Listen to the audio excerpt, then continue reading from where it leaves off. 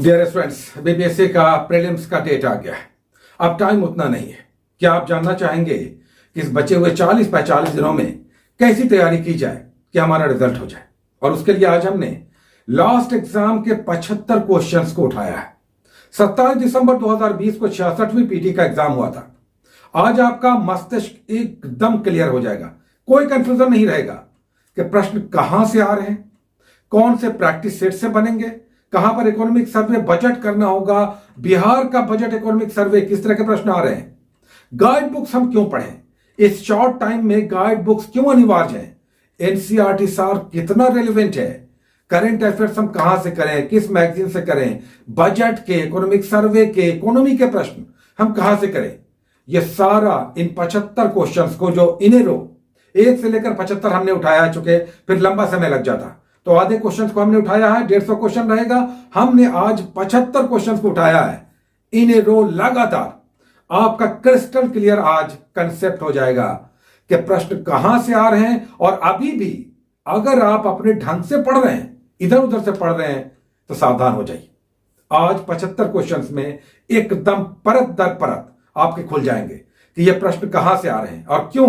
Practice sets बनाना हमारे लिए अनिवार्य है और एनसीईआरटी सार हमें क्यों पढ़ना चाहिए और बजट और इकोनॉमिक सर्वे कितना इंपॉर्टेंट है।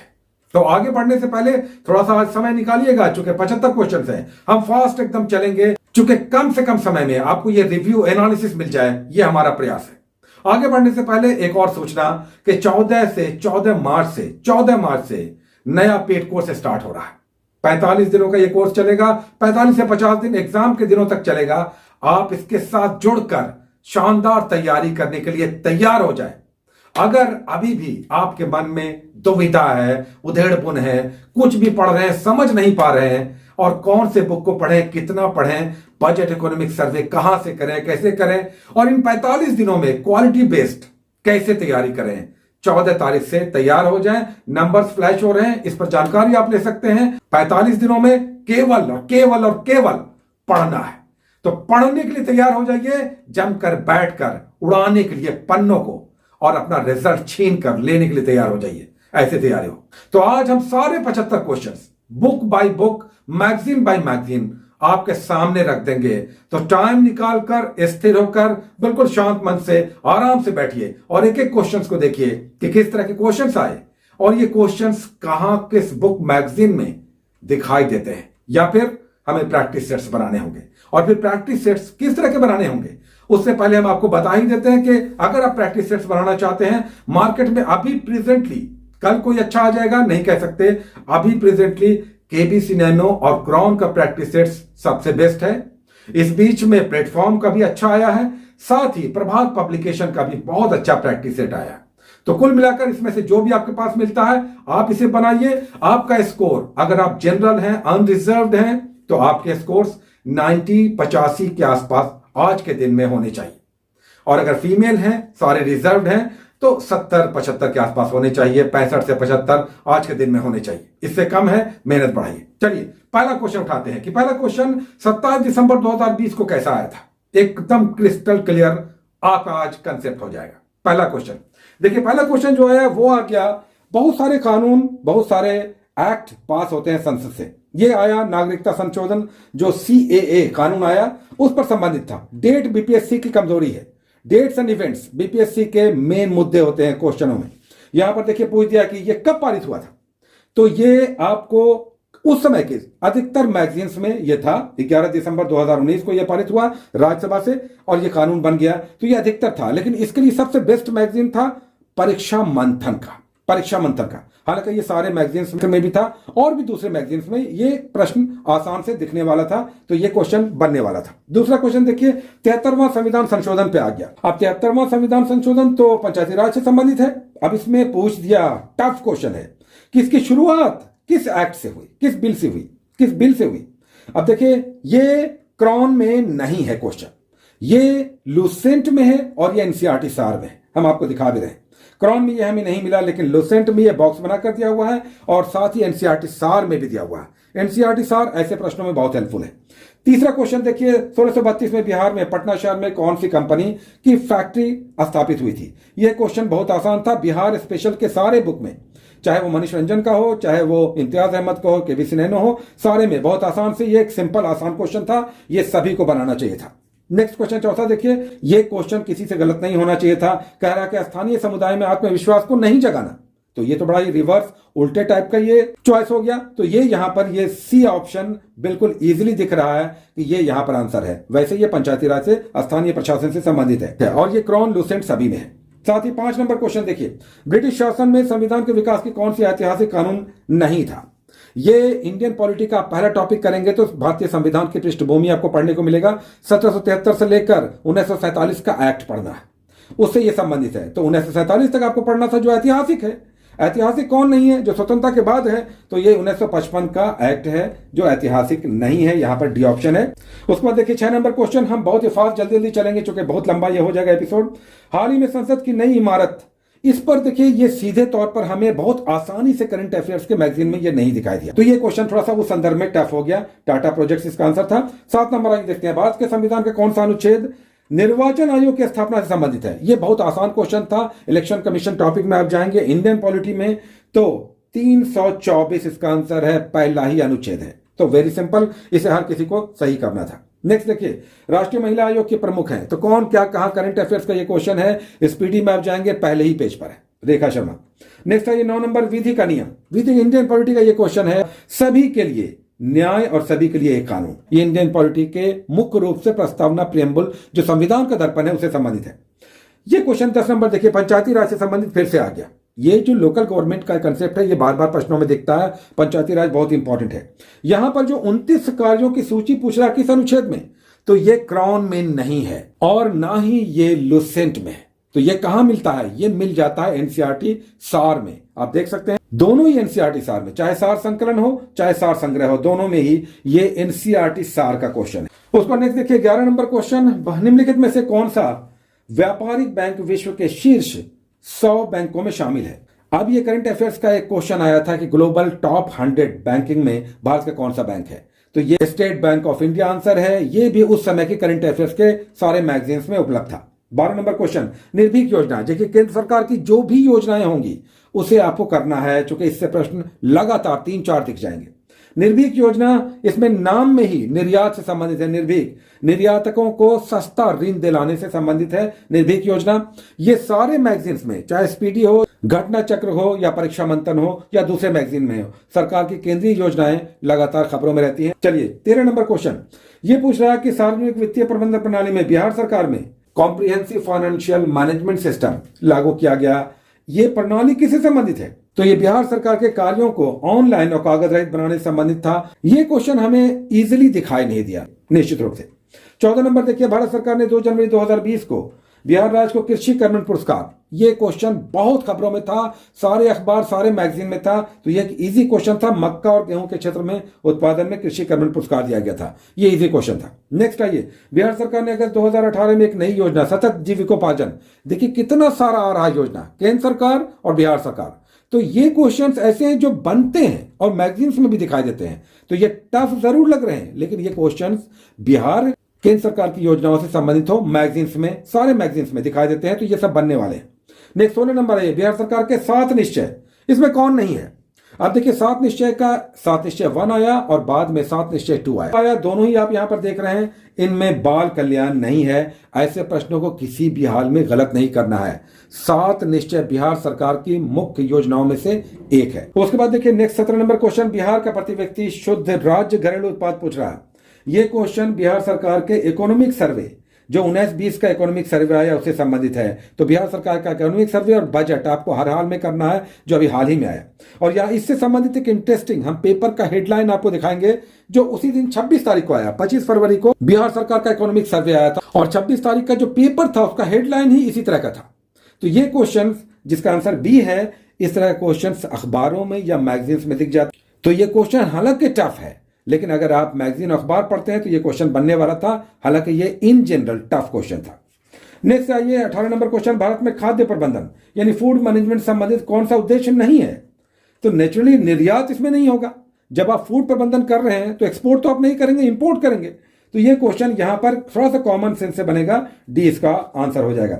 भारत का राजस्व घाटे से संबंधित क्या, फिस्कल डेफिसिट, प्राइमरी डेफिसिट, और बजट डेफिसिट हमें जानना है। दृष्टि की अर्थव्यवस्था में इसका बहुत अच्छे से शब्द दिया हुआ है, या प्रतियोगिता दर्पण के अतिरिक्तांक में अर्थव्यवस्था वाले 20 नंबर में ये 2019-20 में कौन सा देश का सर्वाधिक व्यापारिक भागीदार था। इकोनॉमिक सर्वे और बजट की यही महत्ता है। 2019-20 में इकोनॉमिक सर्वे में यह कहा गया था कि अमेरिका भारत का सबसे बड़ा व्यापारिक साझेदार है। हालांकि इंटरेस्टिंगली 2020 में चाइना भारत का सबसे बड़ा व्यापारिक साझेदार हो गया, और अब 2021 में फिर से अमेरिका भारत का सबसे बड़ा व्यापारिक साझेदार हो गया है। तो अब अगर प्रश्न आएगा तो अमेरिका अगेन फिर से आंसर होगा। उसका 21 नंबर भारतमाला परियोजना। देखिए केंद्र सरकार की फिर से एक योजना आ गई, भारतमाला या सागरमाला परियोजना। ये दोनों ही परियोजना लगातार खबरों में है और सारी मैगजीन में, सारे करंट अफेयर्स के मैगजीन में ही मिलता है। भारतमाला रोड इंफ्रास्ट्रक्चर, सड़क इंफ्रास्ट्रक्चर से संबंधित है। भारतमाला पूरे भारत के सड़कों का उनका इंफ्रास्ट्रक्चर मजबूत करना, और सागरमाला जो सागर से संबंधित है, बंदरगाह क्षेत्र से संबंधित है, उनके विकास से संबंधित है। 22 नंबर क्वेश्चन देखिए, भारत में औद्योगिक क्षेत्र की उपलब्धि को मापने के लिए कौन सी संस्था है जो सूचकांक जारी करती है। तो ये इकोनॉमी का स्टैटिक क्वेश्चन हो गया। ये प्रतियोगिता दर्पण का अगर आप मैगजीन लेते हैं तो उसके इकोनॉमी वाला जो आर्थिक परिदृश्य है उससे इस तरह के प्रश्न बन जाएंगे। उसको 23 नंबर क्वेश्चन देखिए, ease of doing business report पर संबंधित है जो वर्ल्ड बैंक जारी करता है। इसमें पूछ रहा है कि किस प्रकार, चूंकि भारत ने एक जंप मारा था सुधार में, ईज ऑफ डूइंग यानी व्यापार करने की सुविधा। एक इंटरेस्टिंग सूचना यहां पर यह भी है कि अब वर्ल्ड बैंक ने कहा है कि वो ease of doing business report या सूचकांक नहीं जारी करेगा, चूंकि उसके बहुत सारे कर्मचारियों ने इसके डेटा में घाल-मेल करके चाइना को ईज ऑफ डूइंग के मामले में अधिक रेटिंग दे दिया था। तो यह विवाद के कारण अब वर्ल्ड बैंक ने कहा कि वो ईज ऑफ डूइंग या व्यापार करने की सुविधा संबंधित सूचकांक नहीं जारी करेगा, क्योंकि उसके कर्मचारी इसमें गलत सूचनाएं डाल रहे हैं। तो एक सूचना यह हो गई, वर्ल्ड बैंक जारी करता है तो इस तरह का जो भी इंडेक्स होगा उसमें सबसे पहले तो टॉप भारत का पोजीशन और लास्ट ईयर से क्या बदला हुआ ये हमें जानने होते हैं। आइए नेक्स्ट क्वेश्चन देखते हैं। 24 नंबर क्वेश्चन पूछ रहा है कि भारत के केंद्रीय बजट में कृषि साख का प्रवाह किस रूप से बढ़ा है। 24 नंबर क्वेश्चन, ये बजट है 2020-21 का बजट है। ये टफ क्वेश्चन है, लेकिन कृषि में या व्यापार में या सेवा क्षेत्र में क्या एलोकेशन है, रक्षा क्षेत्र में बजट एलोकेशन, यही तो जानना है बजट में इकोनॉमिक सर्वे में। यहां 15 लाख इसका आंसर है। अब देखिए अगेन एक और योजना केंद्र सरकार की आ गई, पीएम कुसुम योजना, यानी प्रधानमंत्री किसान ऊर्जा सुरक्षा और उत्थान महाअभियान योजना। इस तरह की योजनाओं को हमें जानना है, और ये करंट अफेयर्स की सारी मैगजीन में उपलब्ध है। हालांकि ये दोनों योजनाएं, जो पीएम कुसुम या निर्भीक योजना है, ये प्रतियोगिता दर्पण के अर्थव्यवस्था के अतिरिक्तांक में एक ही साथ एक ही जगह दिया हुआ है। उसका 26 नंबर ये देखते हैं, कौन सा जोड़ा इसमें सही सुमेलित है। अगर आप सारे जोड़े को देखेंगे तो सी आर दास को देशबंधु कहा गया, ये इसका आंसर है। यहां पर 1940 का व्यक्तिगत सत्याग्रह आप करेंगे तो विनोबा भावे प्रथम सत्याग्रही थे।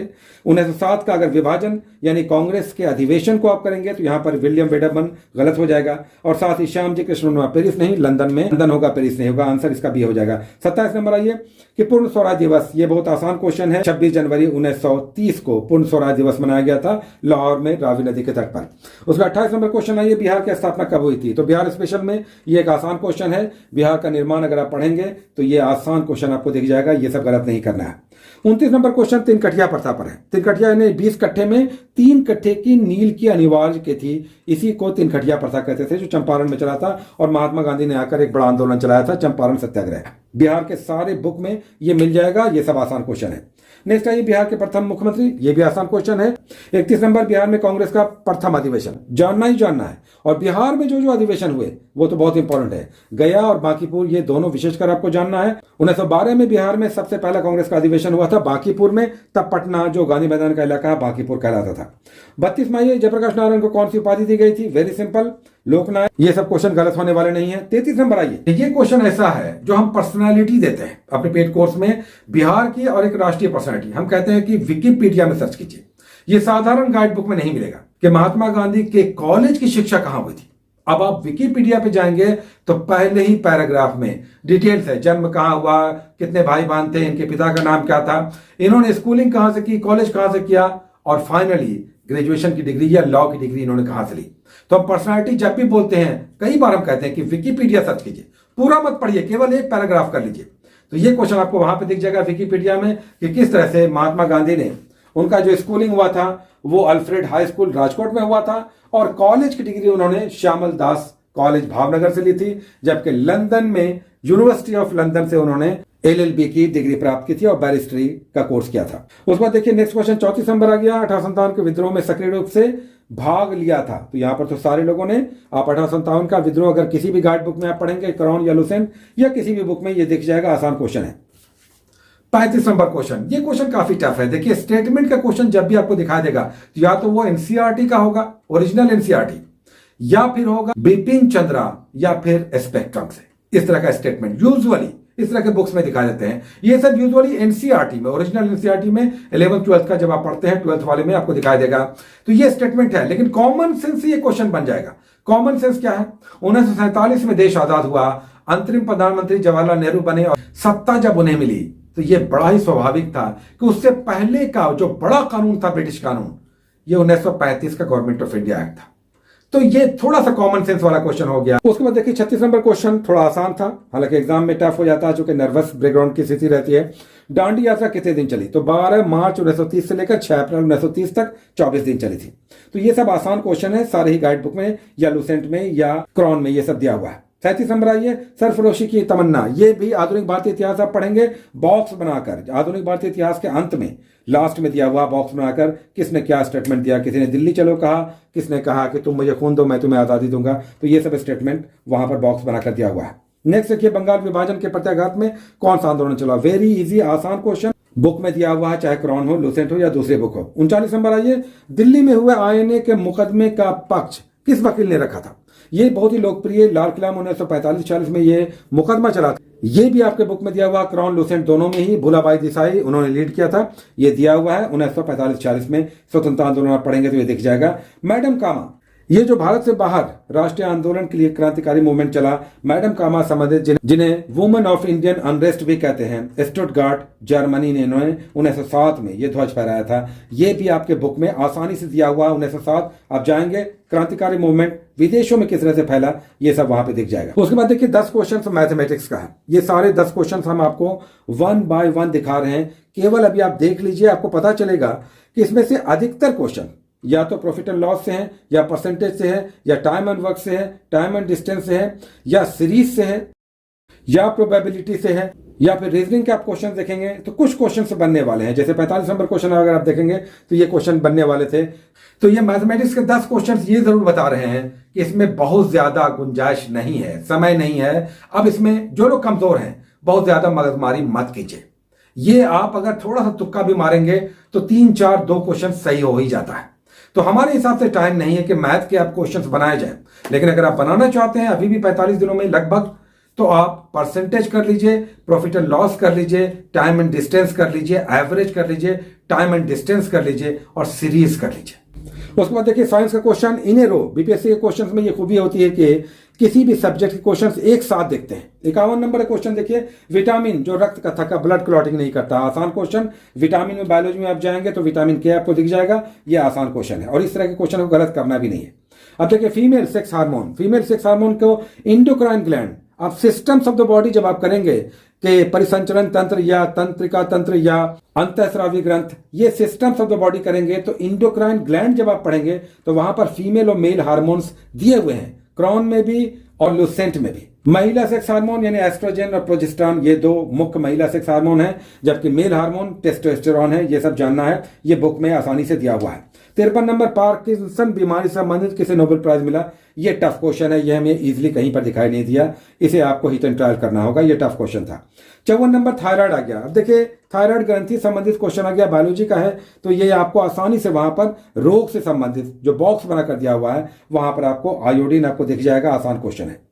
कड़वाहट के लिए मानव का जीव संवेदनशील क्षेत्र कौन सा है? ये क्रॉन में नहीं हमें मिला, ये लुसेंट में मिला कि किस तरह से पीछे का भाग कड़वाहट अनुभव करता है, हमें सेंसेशन देता है। 56 नंबर क्वेश्चन, अदरक देखिए, ये बायोलॉजी का टॉपिक जब आप बॉटनी में पढ़ेंगे, मॉर्फोलॉजी आकारिकी, जिसमें जड़, तना, पत्तियां, फूल और फल, ये 5 पार्ट में विभाजित है। आकारिकी, मॉर्फोलॉजी यानी बॉटनी के चैप्टर आप पढ़ेंगे तो वहां पर ये दिख जाएगा तना के विशेषताओं में कि इसमें नोड और इंटर नोड होता है और इसलिए अदरक तना है, जड़ नहीं है। नेक्स्ट आइए, यहां पर दिया हुआ कि निम्न में कौन सबसे मीठी चीनी है?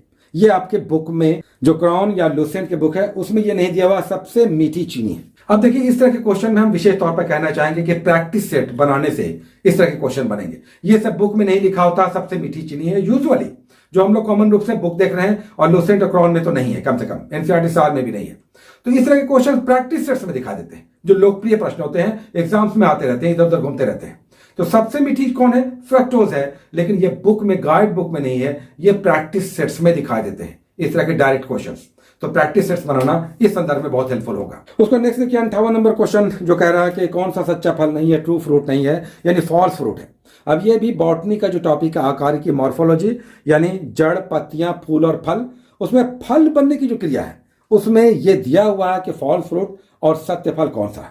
तो सबसे पहले आपको सेब दिखाई देगा असत्य फल में। उसको देखिए 59 नंबर क्वेश्चन, जो फलियां हैं, लेग्यूमिनस पौधे यानी दलहनी पौधे हैं, वो पौष्टिक होते हैं। पौष्टिकता की जब बात आ गई, प्रोटीन सबसे पहले आएगा। 60 नंबर क्वेश्चन, लौंग एक मसाला पौधे के किस भाग से प्राप्त होता है? ये क्वेश्चन भी बनने वाला था और बुक में दोनों ही में तो दिया हुआ है, तो ये क्वेश्चन आसान था। 61 नंबर क्वेश्चन, मांसपेशियों में दर्द के उपचार में कौन सहयोगी है? ये बुक में नहीं दिया हुआ है, आपके दोनों ही गाइड बुक में। तो ये क्वेश्चन आपको प्रैक्टिस सेट्स में मिलेगा, और इसीलिए प्रैक्टिस सेट्स अनिवार्य है। इस तरह के क्वेश्चन प्रैक्टिस सेट्स में रेगुलर दिखते हैं, इसलिए प्रैक्टिस सेट्स बनाने का बहुत बड़ा लाभ है कि इस तरह क्वेश्चन जो बुक में सीधे तौर पर नहीं दिखते हैं, प्रैक्टिस सेट्स में डायरेक्ट बन जाते हैं, इंफ्रारेड। उसका नेक्स्ट देखिए 62 नंबर क्वेश्चन, जो इलेक्ट्रिसिटी, विद्युत से संबंधित है। ये क्वेश्चन टफ है, विशेषकर उनके लिए जो साइंस में कमजोर है, क्योंकि ये पूछ रहा है कि विद्युत धारा जब प्रवाहित होती है सीरीज में या समानांतर क्रम में, तो उनका इक्विवेलेंट रेसिस्टेंस, तुल्यांकी प्रतिरोध क्या होता है। अब इसके लिए एक फॉर्मूला है, R बराबर R1 plus R2 plus R3 करके जितना भी प्रतिरोध होगा अलग अलग उसको जोड़ देते हैं जब वो सीरीज में हो। लेकिन समानांतर क्रम में होता है तो 1/R इज इक्वल टू, यानी इक्विवेलेंट रेसिस्टेंस बराबर होता है 1/R1 प्लस 1/R2। ये सब टफ है उनके लिए जो साइंस में कमजोर हैं, तो वे लोग छोड़ दें, आगे बढ़ जाए इसे टिक करके। नेक्स्ट देखिए 63 नंबर, गर्म करने पर एक अर्धचालक यानी सेमी कंडक्टर का प्रतिरोध क्या हो जाता है? घट जाता है, बढ़ जाता है, क्या होता है? यह भी देखिए इलेक्ट्रिसिटी का क्वेश्चन है, वहां पर दिया हुआ है कि सुपर कंडक्टर, सेमी कंडक्टर या कंडक्टर में किस तरह से इलेक्ट्रॉन का फ्लो होता है, उनमें प्रतिरोध, रेसिस्टेंस कैसा होता है। किसी भी सेमी कंडक्टर को जब गर्म करते हैं उसकी कंडक्टिविटी बढ़ जाती है। जब कंडक्टिविटी बढ़ेगी इसका मतलब है प्रतिरोध कम हो जाएगा, घट जाएगा। तो ये तो नहीं दिया हुआ कि प्रतिरोध घट जाएगा, लेकिन ये दिया हुआ है कि उनकी कंडक्टिविटी बढ़ जाती है। तो यहां पर कॉमन सेंस लगाकर थोड़ा सा ये क्वेश्चन बनाना था, अगर वो आप पढ़े हुए हैं तब, कि कंडक्टिविटी बढ़ जाएगी इसका मतलब प्रतिरोध कम हो जाएगा। 64 नंबर क्वेश्चन वेरी टफ है, वेरी वेरी टफ है। ई इसका आंसर है, हालांकि ये क्वेश्चन बहुत टफ है, इसे रहने दीजिए जो साइंस में विशेषकर कमजोर है। 65 नंबर क्वेश्चन देखिए वेरी इजी, ये फिजिक्स के पहले ही पेज पे दिया हुआ है, प्रकाश वर्ष। नेक्स्ट 66 नंबर आइए, जब प्रकाश एक माध्यम से दूसरे माध्यम में जाती है तो क्या होता है? अब देखिए यहां पर भी ये क्वेश्चन प्रैक्टिस सेट से संबंधित है, बुक में नहीं दिया हुआ है, जो गाइड बुक है उसमें नहीं दिया हुआ है, इसलिए कि क्या होता है। रेसिस्टेंस आवृत्ति पर कोई प्रभाव नहीं पड़ता, लेकिन ये बुक में नहीं दिया हुआ है, ये प्रैक्टिस सेट्स में रेगुलर दिखाई देता है। साइंस के अगर आप प्रैक्टिस सेट्स बनाते हैं तो इस तरह का प्रश्न दिख जाएंगे, तो यहां पर प्रैक्टिस सेट्स का रेलेवेंस है। उसमें नेक्स्ट देखिए 67 नंबर क्वेश्चन आ गया कि विद्युत चुंबकीय तरंगें किस प्रकार की होती हैं, उनका वेग कितना होता है? तो विद्युत चुंबकीय तरंग या इलेक्ट्रोमैग्नेटिक वेव्स जो होते हैं वो निर्वात में भी, वैक्यूम में भी मूव कर सकते हैं, उनके लिए माध्यम आवश्यक नहीं होता है, यानी 3 × 10⁸ मीटर पर सेकंड। ये बुक में प्रकाश में दिया हुआ टॉपिक में कि प्रकाश की गति क्या है। नेक्स्ट 68 नंबर आइए कि पहला आदमी चांद पर पैर रखा था, कदम रखा था, तो नील आर्मस्ट्रांग है। यह आसान क्वेश्चन है, जीके का क्वेश्चन हो गया, जो विविध सेक्शन है वहां पर ये दिख जाएगा। उसको नेक्स्ट देखिए 69 नंबर क्वेश्चन, प्लूटोनियम न्यूक्लियोटाइड के नाभिक में न्यूट्रॉनों की संख्या। तो न्यूट्रॉन की संख्या परमाणु भार में परमाणु संख्या घटाने से आती है, यानी परमाणु भार दिया हुआ 242 और परमाणु संख्या 94 दिया हुआ, दोनों को घटाइएगा तो न्यूट्रॉन की संख्या आ जाएगी। ये परमाणु संरचना के टॉपिक में दिया हुआ है। नेक्स्ट देखिए 70 नंबर क्वेश्चन कह रहा है कि निम्नलिखित में कौन सबसे ज्यादा विस्कस है, श्यान है।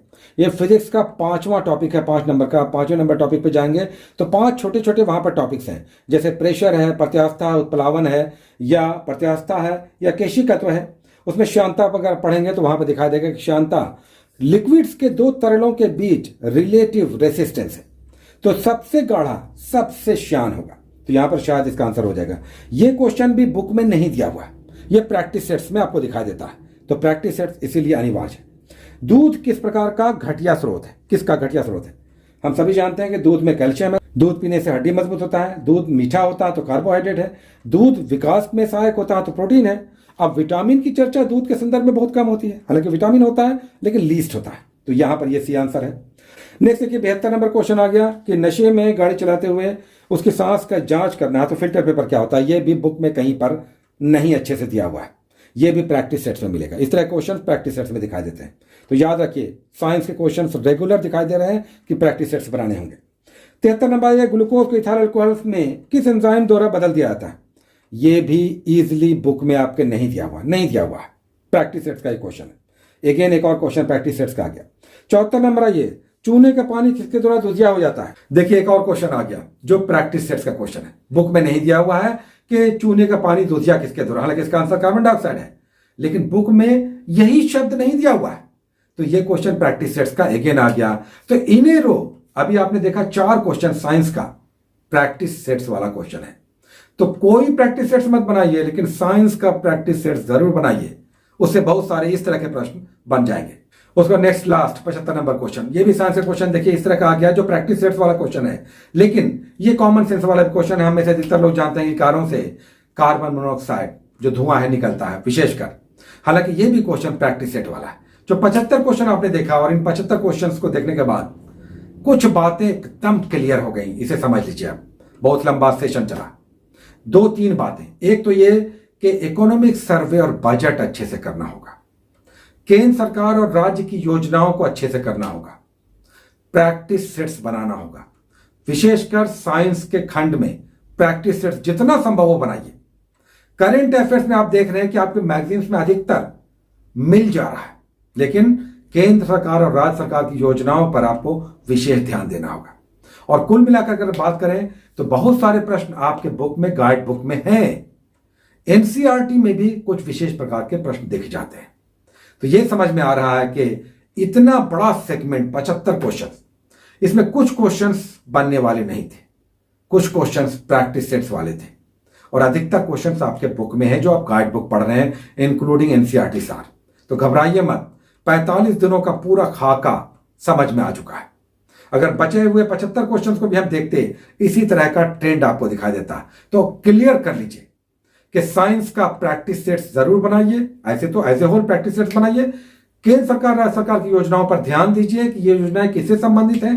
उसके बाद करंट अफेयर्स जो आप पढ़ रहे हैं वो सफिशिएंट है, उसमें क्वेश्चन दिख जाते हैं इक्का दुक्का छोड़कर।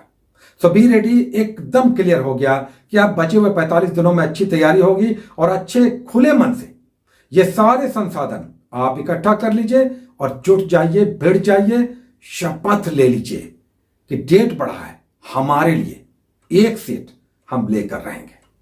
Take care.